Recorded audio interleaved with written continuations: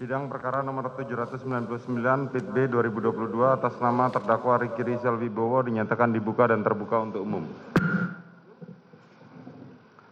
Saudara terdakwa Ricky Rizal sehat hari ini? Siap, sehat Yang Mulia. Baik, hari ini sesuai dengan agenda penundaan sidang kemarin adalah hari ini adalah pembacaan eksepsi atas surat dakwaan penuntut umum dari penasihat hukum.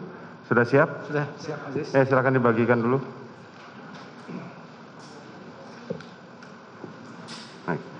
Ya.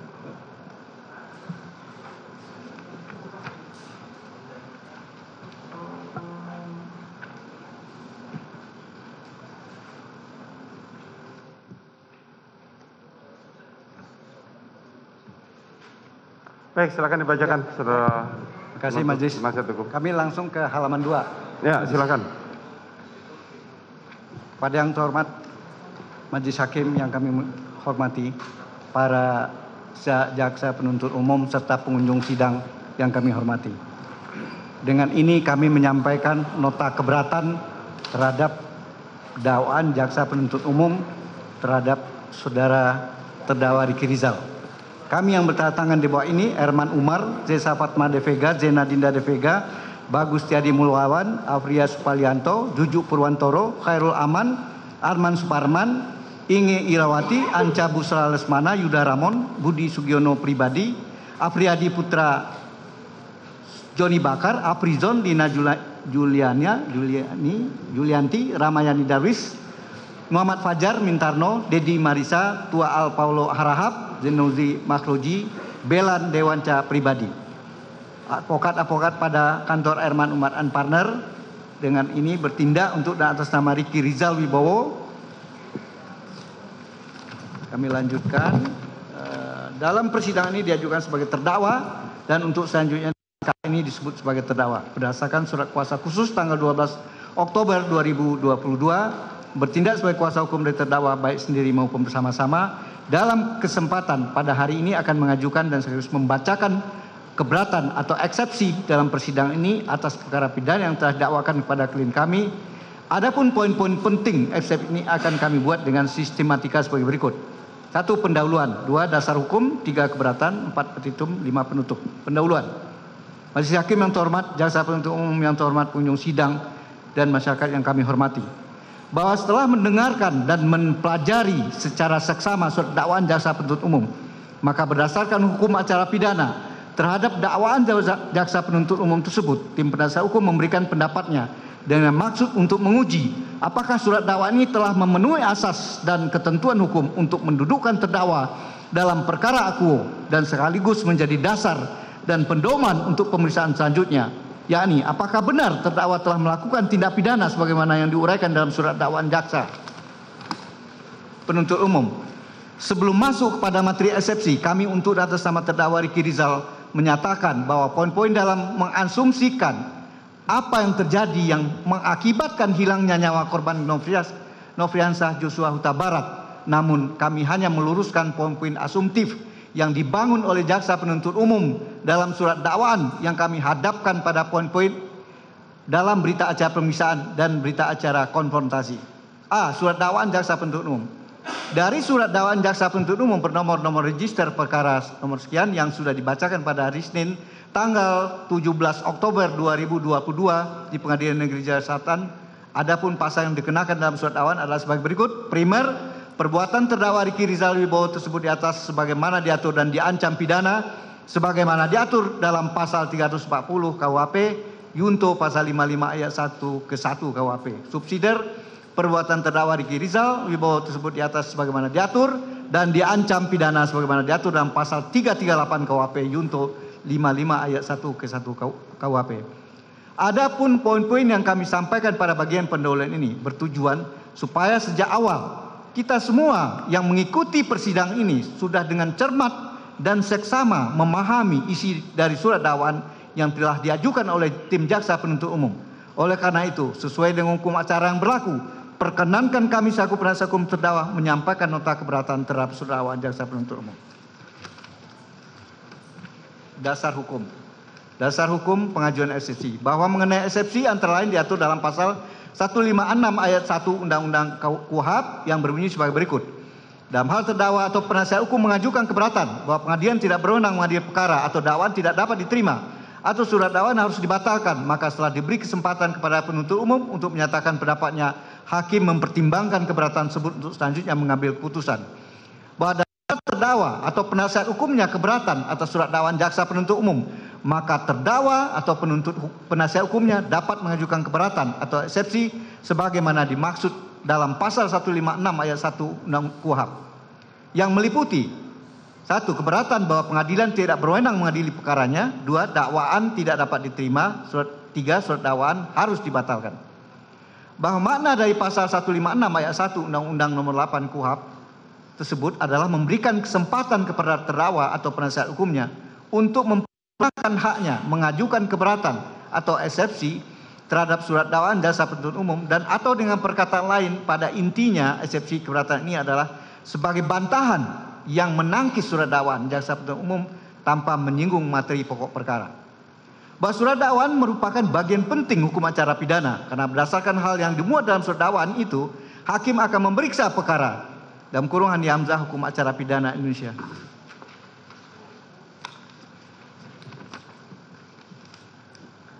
Bahwa Undang-Undang Nomor 8 Tahun 19 KUHP yang telah mengatur tentang syarat isi surat dakwaan sebagaimana dimaksud dalam pasal 143 ayat 2 yang menyebutkan bahwa jaksa penuntut umum membuat surat dakwaan yang diberi tanggal dan ditandatangani serta berisi nama lengkap, tempat lahir, umur atau tanggal lahir, jenis kelamin, kebangsaan, tempat tinggal, agama, dan pekerjaan tersangka atau yang disebut syarat formil.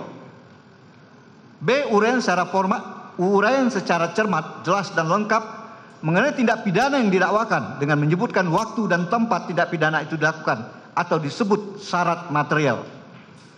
Bahwa dalam hal mengenai pengertian cermat, jelas dan lengkap, jurisprudensi Mahkamah Agung RI nomor 492 garis miring tanggal 8 Januari 1943 menyatakan bahwa syarat material surat dakwaan adalah adanya perumusan secara lengkap, jelas dan tepat mengenai perbuatan yang didakwakan terhadap terdakwa sesuai dengan rumusan delik yang mengancam perbuatan-perbuatan itu dengan hukuman pidana yang dilakukan oleh terdakwa itu keseluruhannya harus dapat mengisi secara tepat dan benar semua unsur dan semua delik yang ditentukan undang-undang yang didakwakan kepadanya. Bahwa mengingat fungsi daripada surat dakwaan adalah merupakan dasar pemeriksaan sebagai hal yang dapat digunakan untuk membatasi ruang lingkup pemeriksaan menjadi dasar pertimbangan dan dasar pengambilan keputusan tentang bersalah atau tidaknya terdakwa dalam tindak pidana yang didakwakan kepadanya, maka jaksa penuntut umum sebagai peletak dasar ground legal dituntut agar benar-benar cermat dan menyusun surat dakwaan tersebut bahwa hal ini berarti materi surat dakwaan harus lengkap, holistik dan komprehensif, runtut, cermat, jelas dan lengkap, dan harus jelas dalam kaitan korelasinya dengan unsur-unsur delik yang didakwakan, hal mana menunjukkan konsekuensi logis pencantuman kata untuk keadilan pada halaman muka surat dakwaan jaksa penuntut umum tersebut.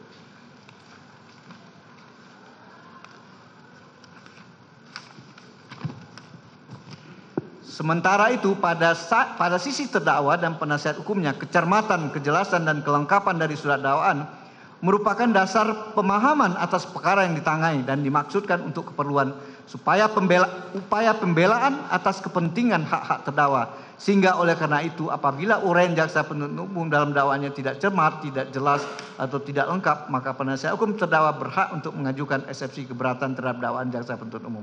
B. Syarat surat dakwaan.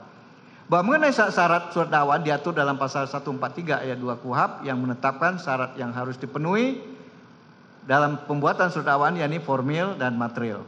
Bahwa selain syarat formil tersebut ditetapkan pula syarat material surat dakwaan sebagaimana diatur dalam pasal 143 ayat 2 huruf KUHP yang mana surat dakwaan harus memuat uraian secara cermat, jelas, lengkap mengenai tindak pidana yang didakwakan dengan menyebutkan tempat, waktu tindak pidana itu dilakukan. Bahwa berdasarkan surat edaran Jaksa Agung Republik Indonesia nomor SE garis miring tentang pembuatan surat dakwaan, maka yang dimaksud dengan uraian secara cermat berarti menuntut ketelitian jaksa penuntut umum dalam mempersiapkan surat dakwaan yang akan diterapkan bagi terdakwa dengan menempatkan kata cermat pada posisi paling awal dari rumusan pasal 143 ayat 2 huruf B KUHP Pembuat undang-undang menghendaki agar jaksa penuntut umum dalam membuat surat dakwaan selalu bersikap korek dan teliti. Uraian secara jelas berarti uraian kejadian atau fakta kejadian yang jelas dalam surat dakwaan sehingga terdakwa dengan mudah memahami apa yang didakwakan terhadap dirinya dan dapat mempersiapkan pembelaan dengan sebaik-baiknya. Uraian secara lengkap berarti surat dakwaan itu memuat semua unsur elemen tindak pidana yang didakwakan. Unsur-unsur tersebut harus terlukis di dalam uraian fakta kejadian yang dituangkan di dalam surat dakwaan. Bahwa berdasarkan pada surat edaran Jaksa Agung mengenai pembuatan surat dakwaan tersebut, maka dengan tidak terpenuhinya syarat formil menyebabkan surat dakwaan dapat dibatalkan, sedang tidak terpenuhinya syarat material menyebabkan dakwaan batal demi hukum. Dilanjutkan oleh tim kami, Mas.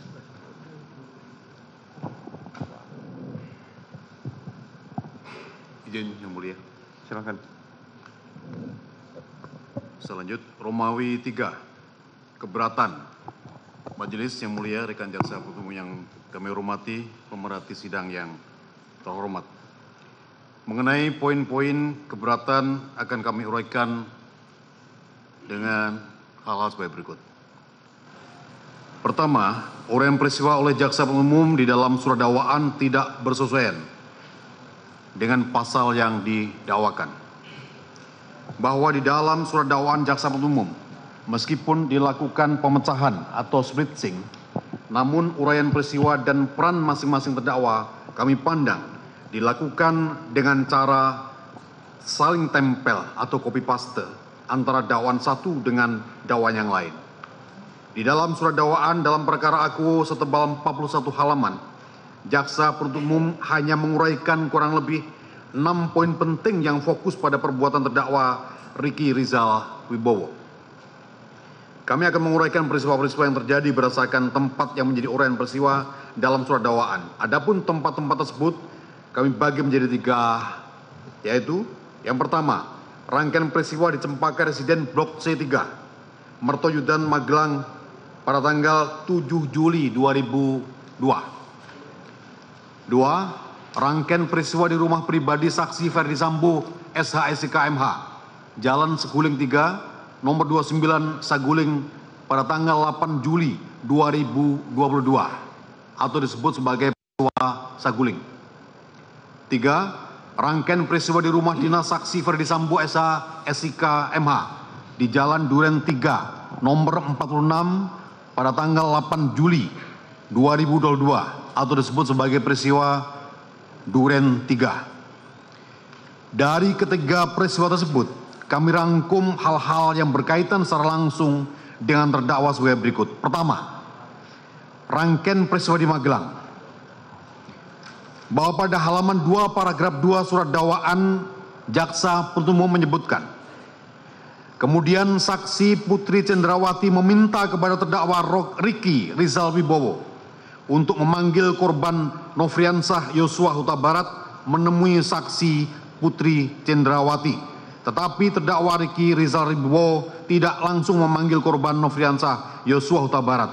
Akan tetapi tidak langsung memanggil korban Nofriansah Yosua Huta Barat, akan tetapi terdakwa Ricky Rizal Wibowo turun ke lantai 1 untuk terlebih dahulu mengambil senjata api HS nomor seri H233001 milik korban Nofriansah Yosua Huta Barat dan juga mengambil senjata laras panjang jenis Steyr AUG kaliber 223 nomor pabrik 14 USA 247 yang berada di kamar tidur korban Nofriansah Yosua Huta Barat lalu mengamankan kedua senjata tersebut ke lantai 2 di kamar Tri Brata Putra Sambo. Tanggapan kami terhadap poin A dalam peristiwa Magelang tersebut adalah terdakwa Ricky Rizal Wibowo mengamankan senjata korban Nofriansah Yosua Huta Barat dikarenakan terjadi keributan antara saksi Kuat Ma'ruf dan korban Nofriansah Yosua Huta Barat. Dalam keributan tersebut, saksi Kuat Ma'ruf membawa sebilah pisau, yang mana hal tersebut sesuai dengan berita acara konfrontasi yang dibuat pada hari Rabu, tanggal 31 Agustus 2022, poin 8, di mana dalam pernyataannya, Kuat Ma'ruf membenarkan bahwa dirinya melakukan pengejaran terhadap korban Nofriansah Yosua Huta Barat dengan membawa sebilah pisau. Serta dalam poin 9 juga disebutkan oleh terdakwa Rizky Rizal Wibowo terkait pengamanan senjata tersebut. Saya mengetahui karena saya mengambil senjata Steyr, AUK, dan HS dari kamar ADC lantai 1 di rumah Magelang dan atas inisiatif saya sendiri. Karena pada saat itu saya mendengar cerita dari Kuat yang sebelumnya mengejar Yosua dengan menodongkan sebilah pisau. Dan Yosua memiliki senjata sehingga saya berinisiatif mengamankan senjata Yosua supaya tidak terjadi hal-hal yang tidak diinginkan. B. Bahwa pada halaman 3, paragraf 3 surat dakwaan rekan jaksa penuntut umum menyebutkan, kemudian mobil Lexus nomor Pol 1973 ZX yang dikemudikan oleh terdakwa Rizky Rizal Wibowo juga berangkat ke Jakarta bersama dengan korban Nofriansah Yosua Huta Barat yang duduk di sebelah kiri pengemudi dengan menggunakan kaos warna putih dan celana jeans warna biru sengaja dipisahkan dari mobil Lexus LM Nopol B1MAH yang ditumpangi saksi Putri Cendrawati dan sekaligus memudahkan terdakwa Rizky Rizal Wibowo dalam memantau dan mengawasi korban Nofriansah Yosua Huta Barat. Tanggapan kami terhadap orang dakwaan dalam peristiwa Magelang tersebut adalah tidak bernilai dan teranulir dengan sendirinya. Pengamanan senjata yang dilakukan terdakwa Rizky Rizal Wibowo tidak terkait dengan peristiwa perampasan nyawa korban Nofriansah Yosua Huta Barat dan atau perencanaan terhadapnya.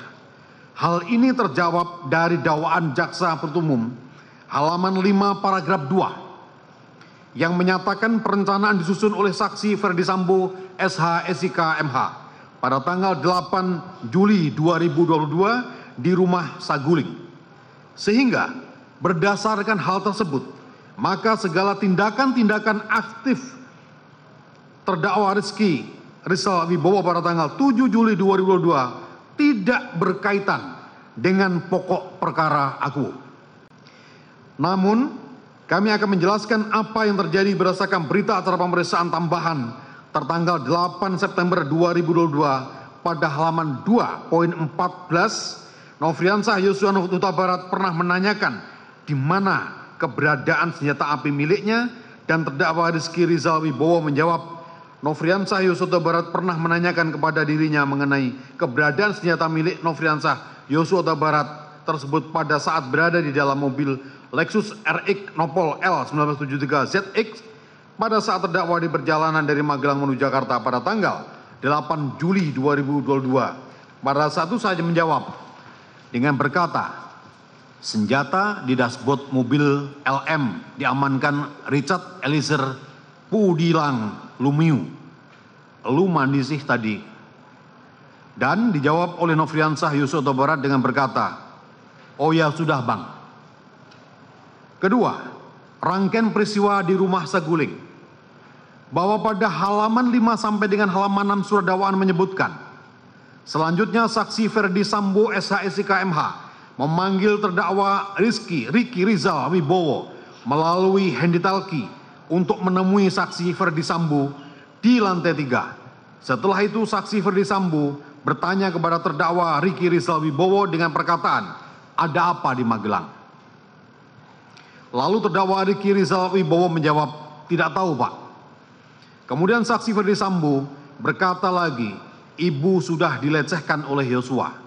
Selanjutnya saksi Ferdi Sambo meminta kepada terdakwa Ricky Rizal Wibowo dengan berkata, kamu berani nggak tembak dia?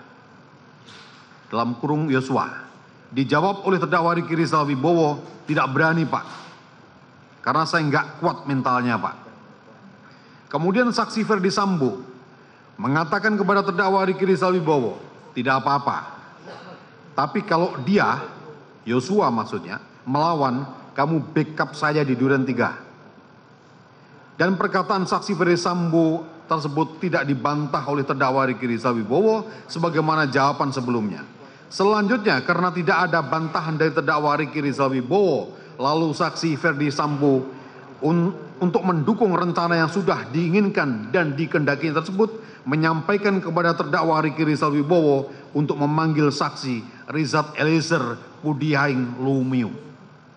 Terdakwa Ricky Rizal Wibowo yang sudah mengetahui niat saksi Ferdi Sambo yang ingin merampas nyawa korban Nofriansah Yosua Huta Barat ternyata tidak berusaha untuk menghentikan saksi Ferdi Sambo supaya tidak melakukan niatnya tersebut. Tetapi terdakwa Ricky Rizal Wibowo tetap turun menggunakan lift dan langsung menemui saksi Richard Eliezer Pudiang Lumiu di teras rumah, dan setelah bertemu ternyata terdakwa Ricky Rizal Wibowo bukannya memberitahu niat dan rencana jahat dari saksi Ferdi Sambo. Tanggapan kami terhadap poin A dalam peristiwa saguling tersebut adalah menunjukkan pribadi terdakwa Ricky Rizal Wibowo yang berani menolak perintah seorang jenderal yang menganjurkan atau memerintah untuk melakukan tindakan melawan hukum. Selanjutnya, terkait poin asumsi jaksa penuntut umum yang menyimpulkan sendiri bahwa dengan tidak mengkonfirmasi atau membantah pernyataan saksi Ferdi Sambo yang mengatakan tidak apa-apa, tapi kalau dia Yosua melawan, kamu backup saya di Duren 3 adalah suatu persetujuan, maka kami berpandangan jaksa penuntut umum tidak bijak dan tidak cermat dengan keterangan BAP saksi Ferdi Sambo yang bahkan tidak menyebutkan lokasi Duren 3, dan jaksa penuntut umum menyimpulkan sendiri tanpa mempertimbangkan terdakwa Ricky Rizal Wibowo yang sudah berani menolak perintah seorang jenderal yang menganjurkan atau memerintahkan untuk melakukan tindakan melawan hukum. Selain itu, di dalam BAP saksi Richard Eliezer Pudiang Lumiu menyatakan bahwa ketika terdakwa Ricky Rizal Wibowo memanggil saksi Richard Eliezer Pudiang Lumiu untuk naik ke lantai 3 atas permintaan saksi Ferdi Sambo, nampak wajah terdakwa Ricky Rizal Wibowo yang pucat dan panik. Selanjutnya, dalam poin surat dakwaan yang menyatakan bahwa terdakwa Ricky Rizal Wibowo tidak menyampaikan apa yang diketahuinya kepada saksi Richard Eliezer Pudiang Lumiu. Hal ini dikarenakan terdakwa Ricky Rizal Wibowo memanggil saksi Richard Eliezer Pudiang Lumiu dengan perasaan bingung atas apa yang barusan didengarnya atau mengenai pertanyaan saksi Ferdi Sambo yang bertanya apakah terdakwa berani menembak korban Nofriansah Yosua Huta Barat. Hal ini sesuai dengan berita acara konfrontasi yang dibuat pada Rabu tanggal 31 Agustus 2022 yang menyatakan, sesampainya saya di bawah menghampiri Richard Eliezer Pudiang Lumiu, kemudian saya dengan perasaan bingung kemudian menyampaikan kepada Richard Eliezer Pudiang Lumiu dengan berkata, Richard dipanggil Bapak di lantai 3. Kemudian Richard Eliezer Pudiang Lumiu bertanya kepada saya, ada apa Bang? Kemudian saya menjawab, nggak tahu. Setelah itu Richard Eliezer Pudiang Lumiu masuk ke dalam rumah, sedangkan saya selanjutnya duduk-duduk di kursi kayu seberang rumah saguling di depan kediaman bersama-sama Kuat, Yosua, Daden, Prayogi, Romer. Bahwa pada halaman 8 paragraf 3 surat dakwaan menyebutkan, begitupun juga terdakwa Ricky Rizal Wibowo, saksi Richard Eliezer Pudiang Lumiu, dan saksi Kuat Ma'ruf tidak satupun dari ketiganya yang berupaya mencegah rencana jahat saksi Ferdi Sambo SHSIK MH dan justru mengikuti skenario melakukan isolasi mandiri atau isoman. Padahal terhadap terdakwa Rizal Wibowo dan saksi Kuat Ma'ruf jelas tidak melakukan tes PCR karena akan kembali ke Magelang. Akan tetapi turut mendukung kehendak bersama saksi Ferdi Sambo untuk merampas nyawa korban Nofriansah Yosua Huta Barat. Tanggapan kami terhadap poin B peristiwa saguling tersebut adalah asumtif dan mengada-ada. Di dalam halaman 8 paragraf 3 surat dakwaan disebutkan bahwa saksi Putri Cendrawati yang secara aktif mengajak terdakwa Ricky Rizal Wibowo ke rumah dinas Duren 3 dengan alasan untuk melakukan isolasi mandiri. Bahwa terdakwa Ricky Rizal Wibowo mendapatkan arahan untuk menuju rumah dinas Duren 3 adalah setelah berada di dalam mobil. Hal ini termaktub dalam berita acara konfrontasi yang dibuat pada hari Rabu tanggal 31 Agustus 2002, poin 18, di mana terdakwa Ricky Rizal Wibowo dan saksi Richard Eliezer Pudiang Lumiu menyatakan bahwa saksi Putri Cendrawati baru memberitahu tujuan perjalanan adalah menuju rumah dinas Duren 3 setelah terdakwa Ricky Rizal Wibowo, saksi Richard Eliezer Pudiang Lumiu dan saksi Kuat Ma'ruf masuk ke dalam mobil. C. Bahwa pada halaman 9, paragraf 1 surat dakwaan menyebutkan, terakhir terdakwa Ricky Rizal Wibowo mengajak korban Nofriansah Yosua Huta Barat naik ke mobil dan duduk di depan samping kursi terdakwa Rizky Rizal Wibowo.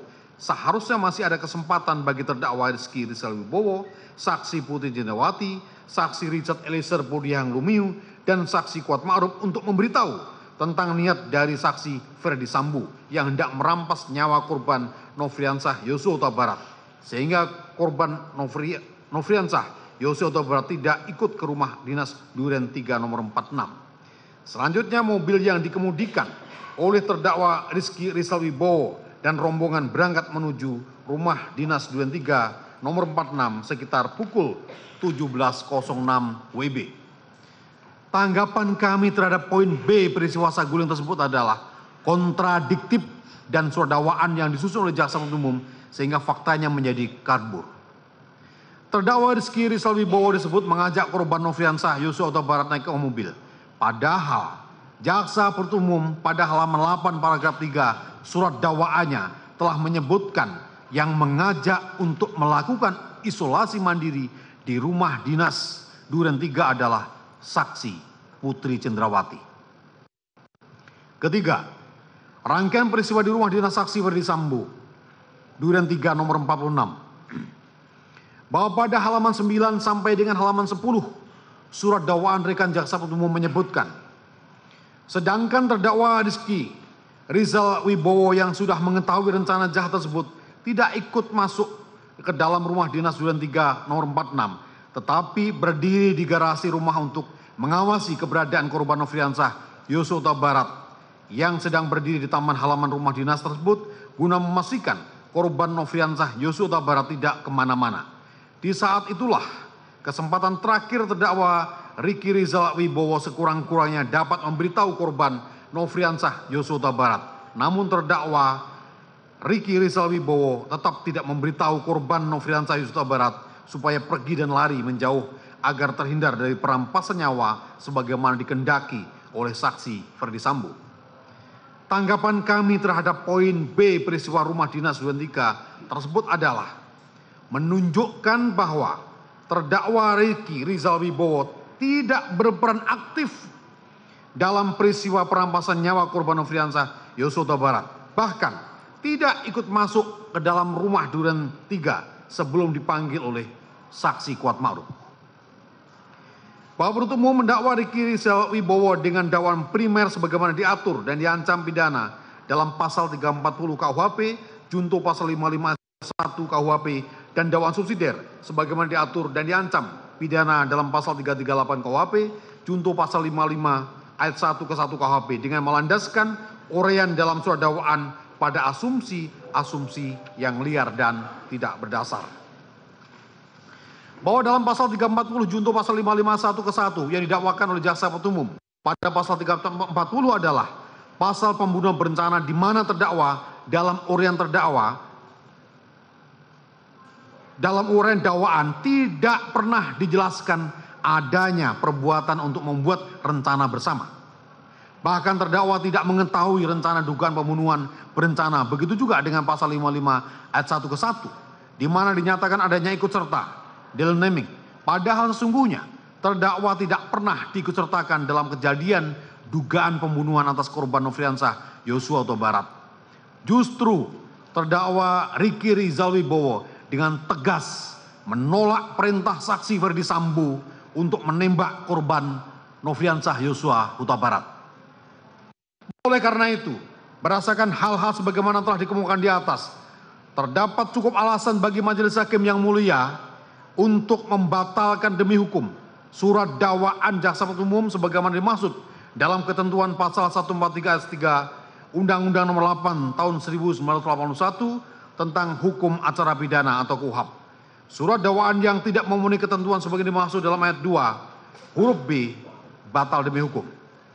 Bahwa alasan menuntut Ricky Rizal Wibowo dengan dakwaan subsidiar sebagaimana diatur dan diancam pidana dalam pasal 338 KUHP junto pasal 55 ayat 1 ke 1 KUHP dengan alasan atau kenyataan karena Ricky Rizal Wibowo tidak melakukan usaha untuk menghentikan Ferdi Sambo melakukan niat menghabisi nyawa Nofriansah Yosua Huta Barat, tidak memberitahukan niat dan rencana Ferdi Sambo kepada Richard Eliezer Pudiang Lumiu agar mencegah niat dan rencana jahat tersebut, tidak menyarankan Richard Eliezer Pudiang Lumiu untuk menolak keinginan atau perintah Ferdi Sambo, tidak mencegah rencana jahat Ferdi Sambo, tidak memberitahukan Nofriansah Yosua Huta Barat tentang niat Ferdi Sambo yang ingin menghabisinya sejak Nofriansah Yosua Huta Barat duduk di sampingnya maupun ketika di taman, tidaklah tepat mengingat adanya hal-hal sebagai berikut.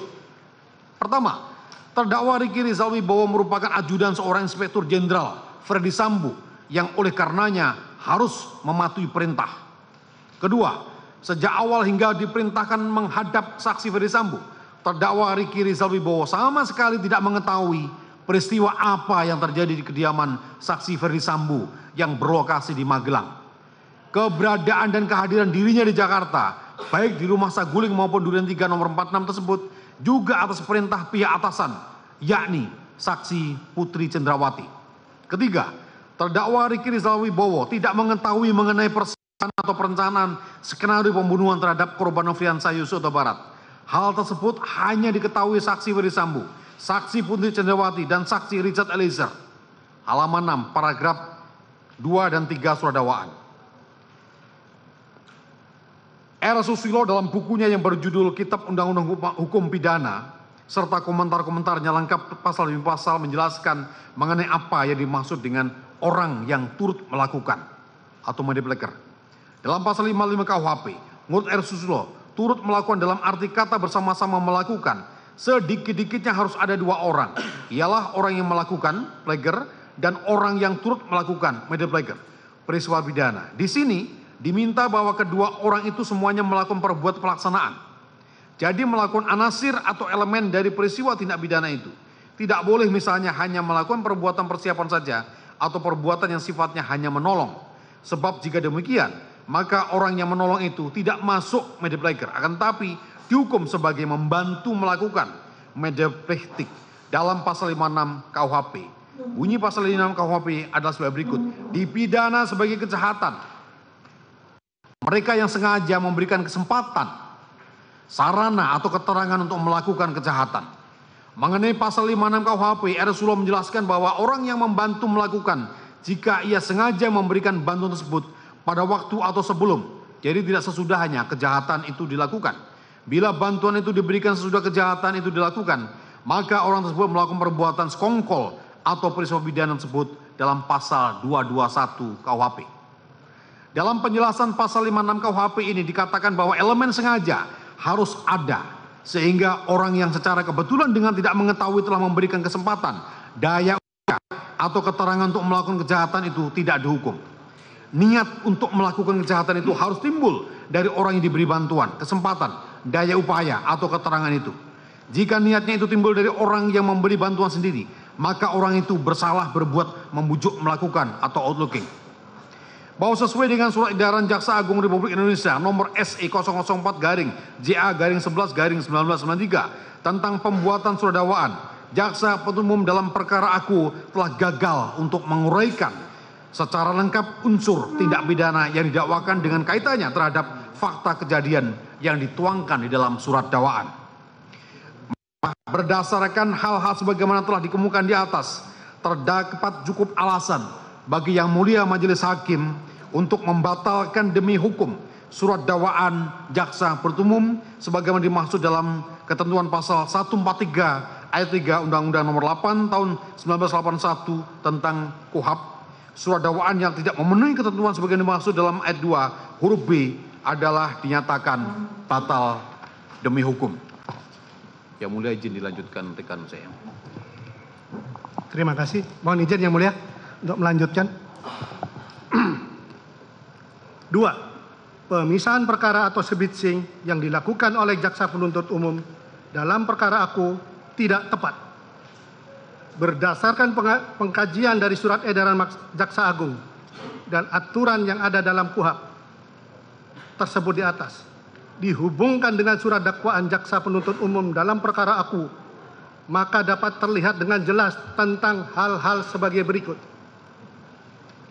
bahwa jaksa penuntut umum dalam surat dakwaannya halaman pertama pada alinea pertama menyatakan bahwa terdakwa Ricky Rizal bersama-sama Ferdi Sambo, Putri Candrawati dan Kuat Ma'ruf dalam perkara penuntutan terpisah dan seterusnya. Bahwa dari kutipan surat dakwaan jaksa penuntut umum tersebut di atas membuat dakwaan menjadi tidak cermat, tidak jelas dan tidak lengkap. Hal ini dapat dilihat bahwa terdakwa dikatakan bersama-sama. Maksud dari dakwaan jaksa penuntut umum tidak cermat, tidak jelas, tidak lengkap, yaitu bersama-sama yang seharusnya dapat digabungkan perkaranya. Sedangkan dalam surat dakwaan ini jaksa penuntut umum membuatnya secara terpisah. Hal tersebut mengakibatkan materi dalam perkara akuo menjadi kabur dan tidak jelas. Adapun pasal 141 KUHP yang berbunyi sebagai berikut. Penuntut umum dapat melakukan penggabungan perkara membuatnya dalam satu surat dakwaan apabila dalam waktu yang sama atau hampir bersamaan menerima beberapa berkas perkara dalam hal a. Beberapa tindak pidana yang dilakukan oleh seorang yang sama dan kepentingan pemeriksaan tidak menjadikan halangan terhadap penggabungannya. B. Beberapa tindak pidana yang bersangkut paut satu dengan yang lainnya. C. Beberapa tindak pidana yang tidak bersangkut paut satu dengan lainnya, akan tetapi yang satu dengan yang lain itu ada hubungannya, yang dalam hal ini penggabungan tersebut perlu bagi kepentingan pemeriksaan. Sehingga berdasarkan hal tersebut dapat dikatakan surat dakwaan jaksa penuntut umum tidak cermat, tidak jelas dan tidak lengkap terhadap tindak pidana didakwakan bersama-sama dalam perkara penuntutan terpisah menjadi kabur atau obskur libel karena tidak menguraikan secara cermat dan lengkap pengertian dari bersama-sama yang dilakukan oleh para diduga atau disangkakan melakukan tindak pidana yang dilakukan di mana bersama-sama harus jelas perbuatan masing-masing dalam peristiwa hukum yang dilakukan di mana apabila dakwaan digabungkan akan kepada terdakwa hanya asumsi saja, maka perkara dilakukan dipisahkan dakwaan masing-masing. Ini sangat merugikan terdakwa, di mana dakwaan jaksa menuntut penuntut umum harus dibatalkan demi hukum, sehingga materi perkara sebagaimana diuraikan dalam dakwaan dianggap tidak pernah ada atau null and void. Maka sebagai akibat hukumnya, terdakwa harus dikembalikan dalam keadaan semula, sehingga bebas dan mengembalikan dalam keadaan semula, yaitu hak dan kewajibannya.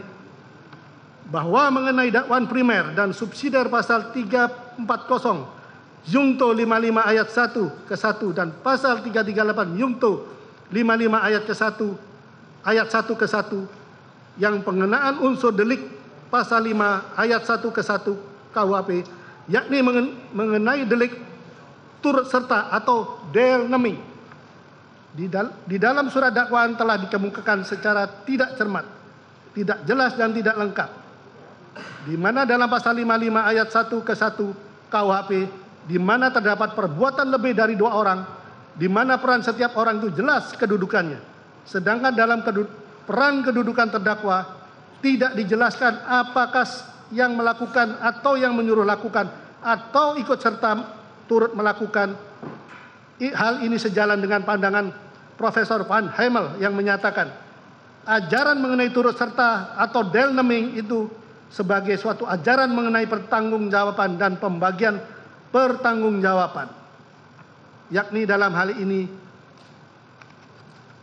suatu delik yang menurut rumusan undang-undang yang sebenarnya dapat dilakukan oleh seorang secara sendirian, akan tetapi dalam kenyataannya telah dilakukan oleh 2 orang atau lebih dalam suatu atau dalam kerjasama terpadu balik secara psikis atau intelektual maupun secara material.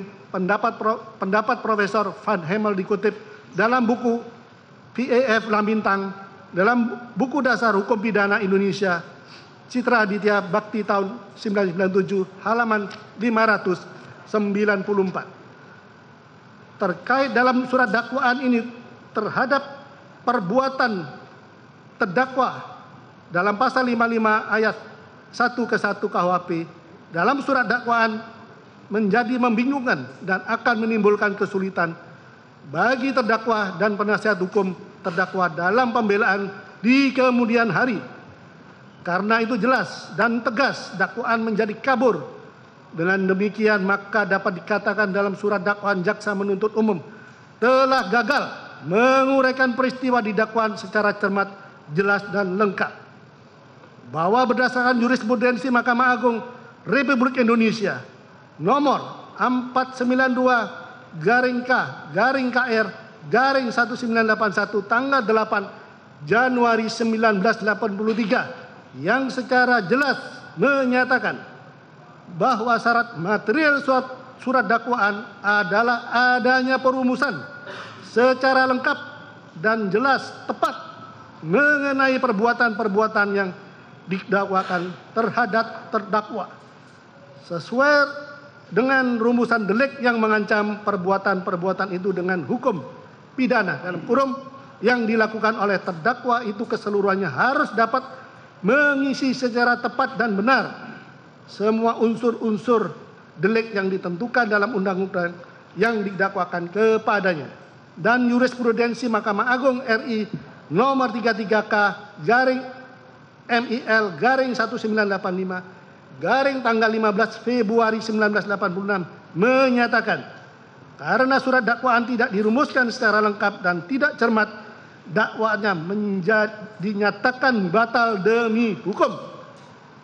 Bahwa ketidakcermatan jaksa penuntut umum dalam memformulasikan dakwaan surat dakwaan tersebut juga telah mengakibatkan ketidakjelasan materi dakwaan yang didakwakan kepada terdakwa Ricky Rizal Wibowo, atau dengan bahasa lain dakwaan menjadi tidak jelas dan kabur, obscur libellium. Dikatakan surat dakwaan menjadi kabur dan tidak memenuhi pasal 143 ayat 2 huruf B yang mengakibatkan batal demi hukum. Sehingga kejadian materi sebagaimana uraian dalam surat dakwaan dianggap tidak pernah ada atau null and void, maka sebagai akibat hukumnya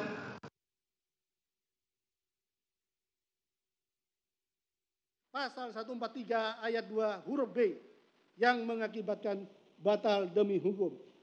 Sehingga kejadian materi sebagaimana uraian dalam surat dakwaan dianggap tidak pernah ada atau null and void, maka sebagai akibat hukumnya terdakwa harus dikembalikan dalam keadaan semula sehingga menjadi orang bebas dan mengembalikan dalam keadaan semula hak dan kewajibannya.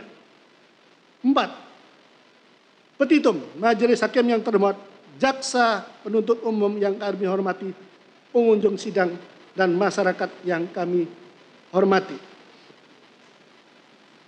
Bahwa berdasarkan uraian-uraian keberatan atas surat dakwaan jaksa penuntut umum sebagaimana telah dikemukakan di atas, maka dengan ini kami mengajukan permohonan ke hadapan majelis hakim yang mulia agar kiranya dapat mengabulkan dan memutuskan permohonan kami sebagai berikut. Mengadili: 1. Menerima dan mengabulkan keberatan atau eksepsi penasihat hukum terdakwa Ricky Rizal Wibowo. 2. Menyatakan dakwaan jaksa penuntut umum dengan surat dakwaan nomor PDM 245-JKTSL-10-2022 tanggal 5 Oktober 2022 yang dibacakan tanggal 17 Oktober 2022 batal demi hukum atau setidak-tidaknya menyatakan bahwa dakwaan tidak dapat diterima. 3. Menyatakan perkara terdakwa Ricky Rizal Wibowo tidak diperiksa lebih lanjut. 4. Memerintahkan membebaskan terdakwa Ricky Rizal Wibowo dari tahanan. 5. Memulihkan hak-hak terdakwa dalam kemampuan, kedudukan, harkat, martabat sebagaimana yang tidak bersalah. 6. membebankan biaya perkara kepada negara. 6. Penutup. Demikianlah nota keberatan eksepsi ini disampaikan di hadapan sidang pengadilan negeri dengan harapan bahwa Yang Mulia Majelis Hakim dapat mengambil keputusan secara adil, benar, dan objektif berdasarkan ketentuan hukum yang berlaku. Terima kasih atas perhatiannya dan mohon maaf apabila terdapat kata-kata yang kurang patut dalam naskah nota keberatan ini. Semoga Tuhan yang Maha Bijaksana senantiasa melimpahkan bimbingan, tuntunan, perlindungan, dan segenap pengabdian kita semua. Amin ya Rabbil Alamin. Hormat kami, kuasa hukum terdakwa Ricky Rizal Wibowo. Terima kasih. Terima kasih. Ya, demikian tadi eksepsi yang diajukan oleh penasihat hukum terdakwa atas surat dakwaan jaksa penuntut umum. Baik, saya berikan kesempatan kepada saudara jaksa penuntut umum apakah akan memberikan tanggapan terhadap eksepsi tersebut.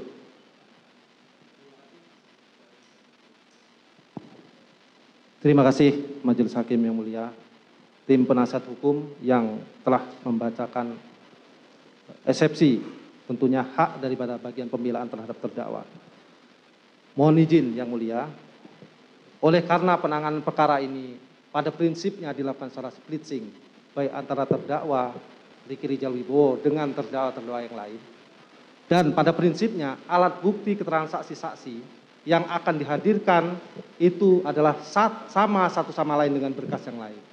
Maka untuk menghindari adanya pengulangan-pengulangan ke depan dalam pemanggilan saksi-saksi yang mungkin sama dan mungkin ada saksi yang memiliki lokasi dan domisili yang jauh, maka kita menghindari adanya agenda persidangan yang akan terpaut berbeda jauh. Oleh karena itu, demi tercapainya prinsip peradilan cepat, sederhana, dan biaya ringan, dengan tidak mengurangi rasa hormat, kami mengajukan usulan kepada Yang Mulia bahwa jawaban atas eksepsi akan kami ajukan mohon waktu sekitar 2 jam, sehingga persidangan kami minta kepada Majelis Hakim untuk diskorsing.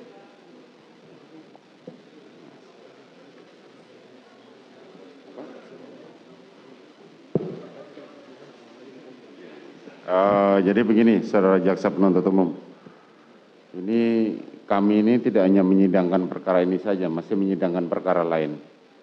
Artinya seperti yang tadi saya sampaikan di perkara sebelumnya, bahwa seluruh putusan selah akan kami putus pada hari Rabu. Siap. Jadi kami memberikan waktu, tenggang waktu bisa sampai Senin karena hari ini baru tanggapan. Apakah saudara mau ajukan hari Senin? Karena ini masih ada sidang yang lain yang harus diperiksa. Mohon izin Yang Mulia. Tentunya kami di sini samakan juga dengan sebagaimana yang disampaikan oleh tim penuntut umum dari terdakwa Kuat Ma'ruf tadi Yang Mulia. Adapun kami tetap berkeinginan mengajukan pada Yang Mulia bahwa